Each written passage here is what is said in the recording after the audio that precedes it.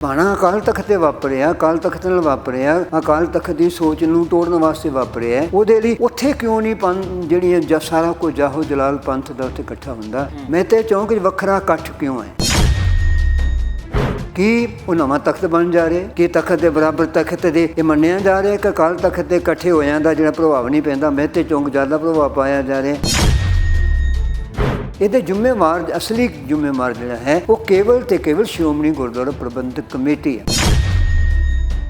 ਹੁਣ ਲੱਗਦਾ ਨਹੀਂ ਕਿ ਜਿਹੜਾ ਟਕਰਾਅ ਦੇ ਵਿਚਾਲੇ ਜਥੇਦਾਰ ਗੜਗੜ ਸਾਹਿਬ ਫਸਦੇ ਨਜ਼ਰ ਆ ਰਹੇ? ਨਹੀਂ, ਕੁਝ ਨਹੀਂ ਹੁੰਦਾ ਜੀ। ਗੱਲ ਦੋਵਾਂ ਨੇ ਦੋਵੇਂ ਵਧੀਆ ਨਿਭਾਇਆ, ਦੋਵੇਂ ਸਵਾਰਥੀ ਨੇ, ਦੋਵਾਂ ਦਾ ਏਜੰਡਾ ਇੱਕੋ ਹੀ। ਉਹ ਇੱਕ ਸੁਖਬੀਰ ਬਾਦਲ ਨੂੰ ਬਚਾਉਣ ਦੀ ਕੋਸ਼ਿਸ਼ ਕਰ ਰਹੇ, ਇੱਕ ਭਾਜਪਾ ਨੂੰ ਖੁਸ਼ ਕਰਨ ਦੀ ਕੋਸ਼ਿਸ਼ ਕਰ ਰਹੇ। ਉੱਤੇ ਜਾ ਕੇ ਭਾਜਪਾ ਤੇ ਸੁਖਬੀਰ ਬਾਦਲ ਸਾਰੇ ਇੱਕ ਹੀ ਥਾਂ ਨੇ, ਇਸ ਕਰਕੇ ਕੋਈ ਫਰਕ ਨਹੀਂ ਪੈਂਦਾ। ਸਾਨੂੰ ਵਿਅਕਤੀ ਤੇ ਕੋਈ ਗੱਲ ਟਿੱਪਣੀ ਕਰਨ ਦੀ ਥਾਂ ਤੇ ਸਾਨੂੰ ਪ੍ਰਬੰਧ ਉੱਤੇ ਟਿੱਪਣੀ ਕਰਨੀ ਚਾਹੀਦੀ ਹੈ, ਪ੍ਰਬੰਧ ਦੀ ਨਲਾਇਕੀ ਤੇ ਟਿੱਪਣੀ ਕਰਨੀ ਚਾਹੀਦੀ ਹੈ। ਧੁੰਮੇ ਤੋਂ ਡਰਦਿਆਂ ਹੋਇਆਂ ਸ਼੍ਰੋਮਣੀ ਕਮੇਟੀ ਨੇ ਸਾਰੇ ਪੰਜਾਬ ਦੇ ਮੁਲਾਜ਼ਮ ਇਕੱਠੇ ਕਰਕੇ ਅਕਾਲ ਤਖਤ ਤੇ ਬਿਠਾਏ ਹੋਏ ਸਨ। ਆਮ ਸਧਾਰਨ ਸਿੱਖ ਨੂੰ ਮੱਥਾ ਟੇਕਣ ਤੇ ਪਾਬੰਦੀ ਸੀ। ਜਵਾਬ ਦੇਣਾ ਸ਼੍ਰੋਮਣੀ ਕਮੇਟੀ, ਜੇ ਅਸੀਂ ਘੱਲੂਘਾਰਾ ਦਿਹਾੜਾ ਮਨਾ ਰਹੇ, ਸ਼ਹੀਦਾਂ ਨੂੰ ਯਾਦ ਕਰ ਰਹੇ ਹਾਂ, ਜੇ ਸਧਾਰਨ ਸਿੱਖ ਅਕਾਲ ਤਖਤ ਤੇ ਜਾ ਹੀ ਨਹੀਂ ਸਕਦਾ, ਜਿੱਥੇ ਅਖੰਡ ਪਾਠ ਰੱਖਿਆ ਸ਼ਹੀਦਾਂ ਦੀ ਯਾਦ ਤੇ, ਉੱਥੇ ਮੇਰੇ ਵਰਗਾ ਬੰਦਾ ਨਹੀਂ ਜਾ ਸਕਦਾ ਜਿਹਨੂੰ ਸਾਰਾ ਪੰਥ ਜਾਣਦਾ ਹੈ, ਉਹਨੂੰ ਤਖਤ ਦੇ ਅੰਦਰ ਨਹੀਂ ਜਾਣ ਦਿੰਦੇ, ਥੱਲੇ ਤੜੇ ਤੇ ਮੱਥਾ ਨਹੀਂ ਟੇਕਣ ਦਿੰਦੇ, ਬਾਕੀ ਕਿਹਦੀ ਗੱਲ ਕਰਦੇ? ਸਾਡਾ ਪ੍ਰਬੰਧ ਫੇਲ। ਜੋ ਕੰਮ ਹਕੂਮਤ ਚਾਹੁੰਦੀ ਹੈ ਉਹੀ ਹੈ ਕਿ ਕੋਈ ਸਿੱਖ ਸੰਸਥਾ ਜਿੰਦਾ ਨਾ ਰਵੇ ਜਿਹੜੀ ਪੰਥ ਦੀ ਆਵਾਜ਼ ਬਣ ਸਕੇ, ਪੰਜਾਬ ਦੀ ਆਵਾਜ਼ ਬਣ ਸਕੇ, ਜਵਾਨੀ ਦੀ ਆਵਾਜ਼ ਬਣ ਸਕੇ, ਜਿਹੜੀ ਹੈ ਹਕੂਮਤ ਦੀਆਂ ਨਲਾਇਕੀਆਂ ਨੂੰ ਵੰਗਾਰ ਸਕੇ।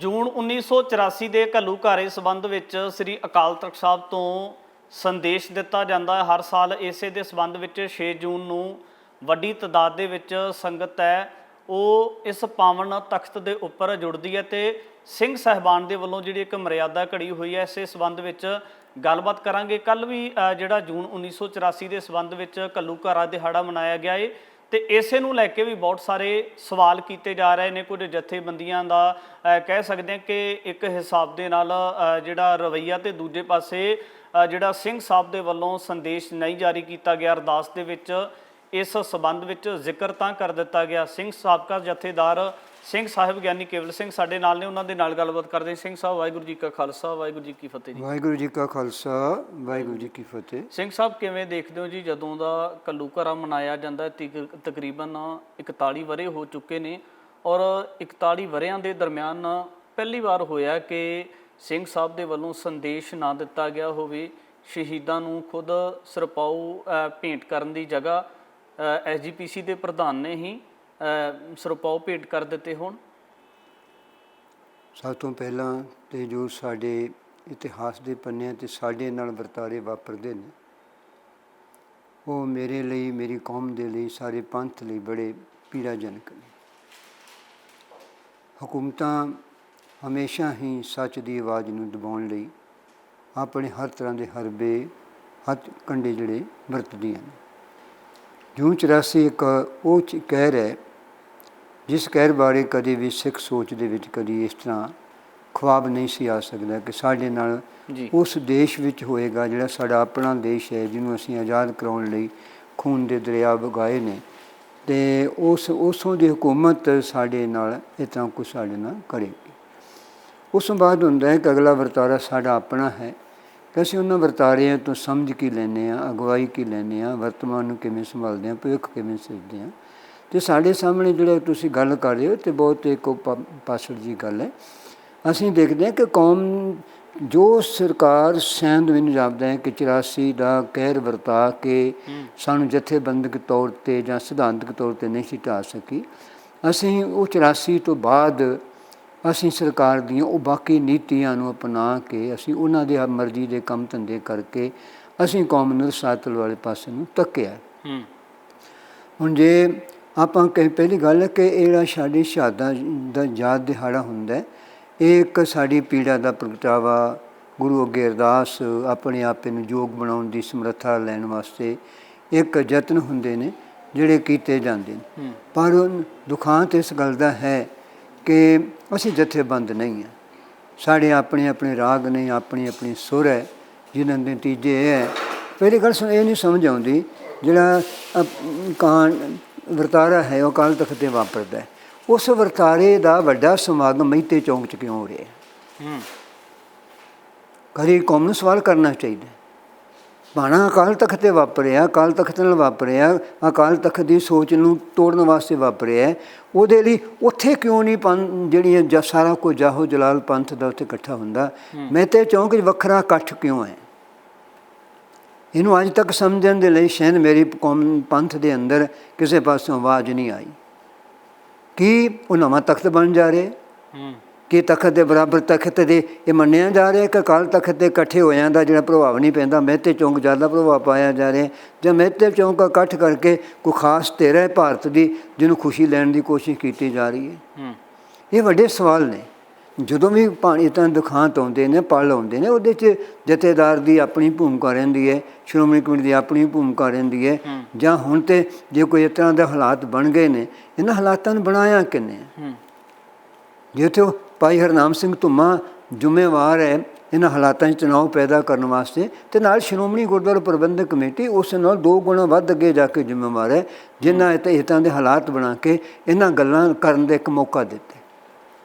ਅਸੀਂ ਕੋਈ ਇੱਕ ਗੱਲ ਕਰਕੇ ਸਾਡੀ ਕਿਸੇ ਵੀ ਮਨੁੱਖ ਦੀ ਜਾਤ ਨਾਲ ਸਾਡਾ ਕੋਈ ਲੈਣ ਦੇਣ ਨਹੀਂ। ਅਸੀਂ ਜੋ ਜਾਤ ਕਰਕੇ ਅਸੀਂ ਕਿਸੇ ਦੇ ਵਿਰੋਧ ਵਿੱਚ ਨਹੀਂ, ਪਰ ਜਦੋਂ ਅਸੀਂ ਪੰਥ ਦੀ ਸੰਸਥਾ, ਪੰਥ ਦੇ ਸਿਧਾਂਤ, ਪੰਥ ਦੀ ਮਾਣ ਮਰਜ਼ਾਦਾ ਦੇਖਦੇ ਹਾਂ, ਅਤੇ ਸਾਡੀਆਂ ਸੰਸਥਾਵਾਂ ਜਦੋਂ ਸਾਹਸਤਹੀਣ ਹੋ ਜਾਣਗੀਆਂ, ਜਦੋਂ ਆਪਣੀ ਭੂਮਿਕਾ ਪਛਾਣਨ ਤੋਂ ਭੱਜ ਜਾਣਗੀਆਂ, ਜਦੋਂ ਉਹਨਾਂ ਸਾਹਮਣੇ ਪੰਥ ਨਹੀਂ ਰਹੇਗੀ, ਪੰਥ ਦੀ ਆਭਾ ਨਹੀਂ ਰਹੇਗੀ, ਅਸੂਲ ਨਹੀਂ ਰਹਿਣਗੇ, ਤਖਤਾਂ ਦੇ ਜਥੇਦਾਰ ਨਹੀਂ ਰਹਿਣਗੇ, ਮਰਜ਼ੀ ਨਾਲ ਲਾ ਦੇਣੇ, ਮਰਜ਼ੀ ਨਾਲ ਲਾ ਦੇਣੇ, ਅਤੇ ਇਸ ਤਰ੍ਹਾਂ ਉਹਦੇ 'ਚ ਵਿਰੋਧਾਭਾਸ ਪੈਦਾ ਹੋਏਗਾ। ਭਾਵੇਂ ਨਿਹੰਗ ਜਥੇਬੰਦੀਆਂ ਹੋਣ, ਭਾਵੇਂ ਧੁੰਮਾ ਜੀ ਹੋਣ, ਕੋਈ ਵੀ ਬੰਦਾ ਵਿਰੋਧ ਵਿੱਚ ਆਏਗਾ। ਇਹਦੇ ਜ਼ਿੰਮੇਵਾਰ, ਅਸਲੀ ਜ਼ਿੰਮੇਵਾਰ ਜਿਹੜਾ ਹੈ ਉਹ ਕੇਵਲ ਅਤੇ ਕੇਵਲ ਸ਼੍ਰੋਮਣੀ ਗੁਰਦੁਆਰਾ ਪ੍ਰਬੰਧਕ ਕਮੇਟੀ ਹੈ। ਅਗਰ ਉਹਨੇ ਗਲਤ ਨਿਰਣੇ ਨਾ ਲਏ ਹੁੰਦੇ ਜਾਂ ਗਲਤ ਢੰਗ ਤਰੀਕੇ ਨਾ ਵਰਤਾਏ ਹੁੰਦੇ ਜਥੇਦਾਰ ਨੂੰ ਹਟਾਉਣ ਵਾਲੇ, ਸ਼ਾਇਦ ਕੱਲ੍ਹ ਵਾਲੀ ਜਿਹੜੀ ਤੁਸੀਂ ਚਿੰਤਾ ਪ੍ਰਗਟ ਕਰਦੇ ਹੋ ਅੱਗੇ ਨਾ ਹੁੰਦੀ। ਉਹਦੇ ਬਾਵਜੂਦ ਵੀ ਅਸੀਂ ਕੱਲ੍ਹ ਦੇਖਦੇ ਹਾਂ ਕਿ ਭਾਈ ਕੁਲਦੀਪ ਸਿੰਘ ਨੇ ਅਰਦਾਸ ਕਰਦਿਆਂ ਆਪਣੀ ਪੰਥ ਦੀ ਭਾਵਨਾ ਨੂੰ ਜਿਹੜਾ ਹੈ ਉਹਦਾ ਉਭਾਰ ਉੱਥੇ ਕੱਲ੍ਹ ਵੀ ਕੀਤਾ। ਹੁਣ ਜਿਹੜਾ ਧੁੰਮਾ ਸਾਹਿਬ ਵੀ ਪਾਸੇ ਹੋ ਗਏ, ਧਾਮੀ ਸਾਹਿਬ ਵੀ ਪਾਸੇ ਹੋ ਗਏ, ਕਿ ਉਹ ਕਹਿੰਦੇ ਨੇ ਕਿ ਧਾਮੀ ਸਾਹਿਬ ਨੇ ਬਹੁਤ ਵਧੀਆ ਰੋਲ ਨਿਭਾਇਆ, ਉਹ ਕਹਿੰਦੇ ਨੇ ਧੁੰਮਾ ਸਾਹਿਬ ਨੇ ਬਹੁਤ ਵਧੀਆ ਰੋਲ ਨਿਭਾਇਆ। ਤਾਂ ਇਸੇ ਨੂੰ ਲੈ ਕੇ ਹੁਣ ਲੱਗਦਾ ਨਹੀਂ ਕਿ ਜਿਹੜਾ ਟਕਰਾਅ ਦੇ ਵਿਚਾਲੇ ਜਥੇਦਾਰ ਗੜਗੜ ਸਾਹਿਬ ਫਸਦੇ ਨਜ਼ਰ ਆ ਰਹੇ? ਨਹੀਂ, ਕੁਝ ਨਹੀਂ ਹੁੰਦਾ ਜੀ। ਗੱਲ ਦੋਵਾਂ ਨੇ ਦੋਵੇਂ ਵਧੀਆ ਨਿਭਾਇਆ, ਦੋਵੇਂ ਸਵਾਰਥੀ ਨੇ, ਦੋਵਾਂ ਦਾ ਏਜੰਡਾ ਇੱਕੋ ਹੀ ਹੈ, ਦੋਵਾਂ ਦਾ ਆਕਾ ਵੀ ਇੱਕੋ ਹੀ ਹੈ। ਉਹ ਇੱਕ ਸੁਖਬੀਰ ਬਾਦਲ ਨੂੰ ਬਚਾਉਣ ਦੀ ਕੋਸ਼ਿਸ਼ ਕਰ ਰਿਹਾ, ਇੱਕ ਭਾਜਪਾ ਨੂੰ ਖੁਸ਼ ਕਰਨ ਦੀ ਕੋਸ਼ਿਸ਼ ਕਰ ਰਿਹਾ। ਉੱਤੇ ਜਾ ਕੇ ਭਾਜਪਾ ਅਤੇ ਸੁਖਬੀਰ ਬਾਦਲ ਸਾਰੇ ਇੱਕ ਹੀ ਥਾਂ ਨੇ, ਇਸ ਕਰਕੇ ਕੋਈ ਫਰਕ ਨਹੀਂ ਪੈਂਦਾ। ਆਉਣ ਵਾਲੀਆਂ ਚੋਣਾਂ ਆਉਣਗੀਆਂ, ਸੁਖਬੀਰ ਬਾਦਲ ਅਤੇ ਭਾਜਪਾ ਇਕੱਠੇ ਹੋ ਗਈ, ਧੁੰਮਾਂ ਦੀ ਫਿਰ ਜੱਫੀ ਪੈ ਜਾਏਗੀ, ਦੋਨੋਂ ਰਲ ਮਿਲ ਕੇ ਕੰਮ ਕਰਿਆ ਕਰਨਗੇ। ਹੋ ਸਕਦਾ ਅਲਾਈਅੰਸ ਨਾ ਕੋਈ ਕੀ ਸਿਆਸਤ ਹੈ ਇਹ? ਤਾਂ ਸਿਆਸਤ ਤਾਂ ਕੋਈ ਦੀਨ ਅਮਾਨ ਹੁੰਦਾ ਹੀ ਨਹੀਂ। ਇਸ ਵਰਤਾਰੇ ਤੋਂ ਬਾਅਦ ਬਹੁਤ ਸਾਰੇ ਲੋਕਾਂ ਦੇ ਵੀ ਸਵਾਲ ਨੇ ਕਿ ਜਥੇਦਾਰ ਗੜਗੜ ਸਾਹਿਬ ਨੂੰ ਤਖਤ ਦੀ ਸੇਵਾ ਤੋਂ ਲਾਂਭੇ ਕੀਤਾ ਜਾ ਸਕਦਾ? ਨਹੀਂ, ਮੈਨੂੰ ਨਹੀਂ ਇਹਨਾਂ ਸਵਾਲ ਦੁੱਖ ਗੜਗਾਜਨ ਅਤੇ ਉਹਨਾਂ ਨਾਲ ਸਾਡਾ ਕੀ ਮਤਭੇਦ ਹੈ? ਉੱਥੇ ਗੜਗਾਜਨ ਦੀ ਥਾਂ 'ਤੇ ਭਾਈ ਰਘਵੀਰ ਸਿੰਘ ਹੁੰਦਾ, ਉਹਦੇ ਨੇ ਇਸ ਤਰ੍ਹਾਂ ਕਰਦੇ ਦੇਖੀ, ਉਹਦਾ ਕੀ ਕਸੂਰ ਹੈ? ਕਸੂਰ ਤਾਂ ਸਾਰਾ ਪ੍ਰਬੰਧ ਦਾ ਹੈ। ਸਾਨੂੰ ਵਿਅਕਤੀ 'ਤੇ ਕੋਈ ਗੱਲ ਟਿੱਪਣੀ ਕਰਨ ਦੀ ਥਾਂ 'ਤੇ ਸਾਨੂੰ ਪ੍ਰਬੰਧ ਉੱਤੇ ਟਿੱਪਣੀ ਕਰਨੀ ਚਾਹੀਦੀ ਹੈ, ਪ੍ਰਬੰਧ ਦੀ ਨਲਾਇਕੀ 'ਤੇ ਟਿੱਪਣੀ ਕਰਨੀ ਚਾਹੀਦੀ ਹੈ। ਹਾਂਜੀ, ਅੱਜ ਅਸੀਂ ਪ੍ਰਬੰਧ ਦੀ ਨਲਾਇਕੀ ਨੂੰ ਛੱਡ ਕੇ ਜਦੋਂ ਵਿਅਕਤੀ 'ਤੇ ਕਰਾਂਗੇ ਤਾਂ ਵਿਅਕਤੀ 'ਤੇ ਦੋਸ਼ਵਾਨ ਹੈ ਹੀ ਨਹੀਂ। ਮੀਡੀਆ ਦੇ ਮੁਖਾਤਬ ਹੋ ਕੇ ਟਕਸਾਲ ਮੁਖੀ ਨੇ ਟਿੱਪਣੀ ਕੀਤੀ ਹੈ ਕਿ ਪਿਛਲੇ ਬੀਤੇ ਕੁਝ ਸਾਲਾਂ ਦੇ ਵਿੱਚ ਜਿਹੜਾ ਅੱਜ ਵਾਲਾ ਸ਼ਹੀਦੀ ਦਿਹਾੜਾ ਮਨਾਇਆ ਗਿਆ, ਅੱਜ ਦੇ ਦਿਨ ਦੇ ਸੰਬੰਧ ਵਿੱਚ ਬਹੁਤ ਪੀਸਫੁਲੀ ਸੀ, ਕੋਈ ਇੱਥੇ ਹੰਗਾਮਾ ਨਹੀਂ ਹੋਇਆ, ਕੋਈ ਟਾਸਕ ਫੋਰਸ ਨੇ ਇੱਦਾਂ ਦਾ ਜਿਹੜਾ ਕਿਸੇ ਦਾ ਕੁਟਾਪਾ ਨਹੀਂ ਕੀਤਾ। ਕੀ ਲੱਗਦਾ ਕਿ ਇਹਨਾਂ ਬਿਆਨਾਂ ਨੂੰ ਕਿਹੜੇ ਨਜ਼ਰੀਏ ਤੋਂ ਦੇਖਿਆ ਜਾਵੇ ਕਿ ਪਹਿਲਾਂ ਅਕਾਲ ਤਖਤ ਸਾਹਿਬ 'ਤੇ ਇੱਦਾਂ ਦਾ ਕੀ ਵਾਪਰਦਾ ਸੀ ਜਿਹੜਾ ਇਸ ਵਾਰ ਨਹੀਂ? ਉਹ ਇਹੀ ਵਰਤਾਂਦੇ ਸਨ ਨਾ, ਇਹਨਾਂ ਲੋਕਾਂ ਦੀ ਵਜ੍ਹਾ ਕਰਕੇ ਹੁੰਦੀ ਹੈ ਨਾ। ਟਕਰਾਅ ਕੌਣ ਪੈਦਾ ਕਰਦਾ? ਉਸ ਸਮੇਂ ਜੇ ਸ਼੍ਰੋਮਣੀ ਕਮੇਟੀ ਪ੍ਰਬੰਧ ਕਰਦੀ ਹੈ ਅਤੇ ਟਕਰਾਅ ਤਾਂ ਬਾਹਰੋਂ ਆ ਕੇ ਬੰਦੇ ਪੈਦਾ ਕਰਦੇ ਨੇ। ਸ਼੍ਰੋਮਣੀ ਕਮੇਟੀ ਨੇ ਕਦੀ ਵੀ ਨਹੀਂ ਚਾਹਿਆ। ਹੁਣ ਕੱਲ੍ਹ ਸ਼੍ਰੋਮਣੀ ਕਮੇਟੀ ਨੇ ਕੀ ਹੈ, ਧੁੰਮੇ ਤੋਂ ਡਰਦਿਆਂ ਹੋਇਆਂ ਸ਼੍ਰੋਮਣੀ ਕਮੇਟੀ ਨੇ ਸਾਰੇ ਪੰਜਾਬ ਦੇ ਮੁਲਾਜ਼ਮ ਇਕੱਠੇ ਕਰਕੇ ਅਕਾਲ ਤਖਤ 'ਤੇ ਬਿਠਾਏ ਹੋਏ ਸਨ। ਆਮ ਸਧਾਰਨ ਸਿੱਖ ਨੂੰ ਮੱਥਾ ਟੇਕਣ 'ਤੇ ਪਾਬੰਦੀ ਸੀ। ਜਵਾਬ ਦੇ ਨਾ ਸ਼੍ਰੋਮਣੀ ਕਮੇਟੀ, ਜੇ ਅਸੀਂ ਘੱਲੂਘਾਰਾ ਦਿਹਾੜਾ ਮਨਾ ਰਹੇ, ਸ਼ਹੀਦਾਂ ਨੂੰ ਯਾਦ ਕਰ ਰਹੇ ਹਾਂ, ਜੇ ਸਧਾਰਨ ਸਿੱਖ ਅਕਾਲ ਤਖਤ 'ਤੇ ਜਾ ਹੀ ਨਹੀਂ ਸਕਦਾ, ਜਿੱਥੇ ਅਖੰਡ ਪਾਠ ਰੱਖਿਆ ਸ਼ਹੀਦਾਂ ਦੀ ਯਾਦ 'ਤੇ, ਉੱਥੇ ਮੇਰੇ ਵਰਗਾ ਬੰਦਾ ਨਹੀਂ ਜਾ ਸਕਦਾ ਜਿਹਨੂੰ ਸਾਰਾ ਪੰਥ ਜਾਣਦਾ ਹੈ, ਉਹਨੂੰ ਤਖਤ ਦੇ ਅੰਦਰ ਨਹੀਂ ਜਾਣ ਦਿੰਦੇ, ਥੱਲੇ ਤੜੇ 'ਤੇ ਮੱਥਾ ਨਹੀਂ ਟੇਕਣ ਦਿੰਦੇ, ਬਾਕੀ ਕਿਹਦੀ ਗੱਲ ਕਰਦੇ? ਉੱਥੇ ਕੱਲ੍ਹ ਸੈਂਕੜੇ ਉੱਤੇ ਮੈਂ ਅੱਖਾਂ ਸਾਹਮਣੇ ਸੀ ਰੌਲਾ ਪਾ ਰਹੇ ਸਨ, ਲੜ ਭਿੜ ਰਹੇ ਸਨ, ਸਾਨੂੰ ਜੇ ਆ ਜਾਣ ਦਿਓ, ਪਰ ਉਹਦੀ ਕੋਈ ਗੱਲ ਸੁਣੀ ਸੁਣਾਈ ਨਹੀਂ ਸੀ ਜਾ ਰਹੀ। ਇਸ ਕਾਰਨ ਕਰਕੇ ਅਸੀਂ ਪ੍ਰਬੰਧ ਦੇ ਉੱਤੇ ਅੱਜ ਜਿਹੜੀ ਹੈ ਉਹ ਉੱਤੇ ਗੱਲ ਅਸੀਂ ਗੱਲ ਕਰਦੇ ਹਾਂ, ਸਾਡਾ ਪ੍ਰਬੰਧ ਫੇਲ ਹੈ। ਸੋ ਹਕੂਮਤ ਇਹੀ ਚਾਹੁੰਦੀ ਹੈ, ਹੁਣ ਇੱਥੇ ਚੰਡੀਗੜ੍ਹ ਤੁਸੀਂ ਬੈਠੇ ਹੋ, ਇੱਥੇ ਚਰਚਾ ਕਰਿਓ। ਹੁਣ ਅੱਜ ਵੀ ਇੱਥੇ ਅਸੀਂ ਉਸ ਅੰਮ੍ਰਿਤਸਰ ਜੂਨ 84 ਦੀ ਚਰਚਾ ਕੀਤੀ ਹੈ।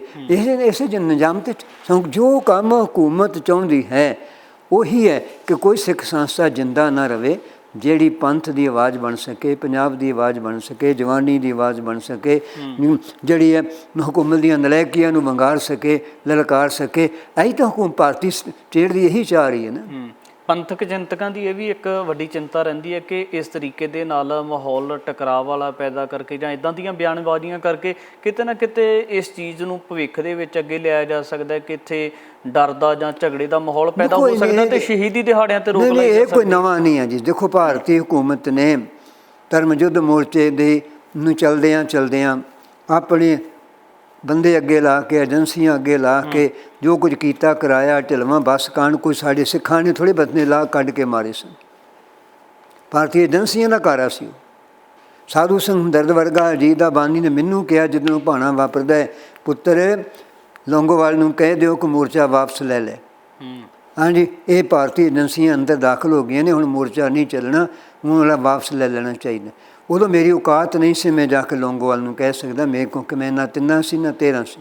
ਜਾਂ ਖੁਦਾ ਖੁਦੇ ਮੇਰੇ ਕੋਲ ਉਦੋਂ ਹੁੰਦਾ ਇਹ ਗੱਲ ਲੌਂਗੋਵਾਲ ਨੂੰ ਸਮਝਾਈ ਜਾ ਸਕਦੀ, ਜਾਂ ਲੌਂਗੋਵਾਲ ਦੇ ਆਪਣੇ ਦਿਮਾਗ ਵਿੱਚ ਕੋਈ ਗੱਲ ਆਸੇ ਪਾਸੇ ਚੰਗੀ ਗੱਲ ਅੱਗੇ ਆ ਜਾਂਦੀ, ਉਸ ਕਾਂਡ ਨੂੰ ਲੈ ਕੇ ਜੇ ਮੋਰਚਾ ਵਾਪਸ ਲੈ ਲਿਆ ਜਾਂਦਾ, ਸ਼ਾਇਦ ਮੇਰੀ ਕੌਮ ਦਾ ਦੁਖਾਂ ਜਿਹੜਾ ਜਿਹਨੂੰ ਅੱਜ ਰੋ ਰਹੇ ਹਾਂ, ਅਸੀਂ ਇਹ ਤੋਂ ਬਚ ਸਕਦੇ।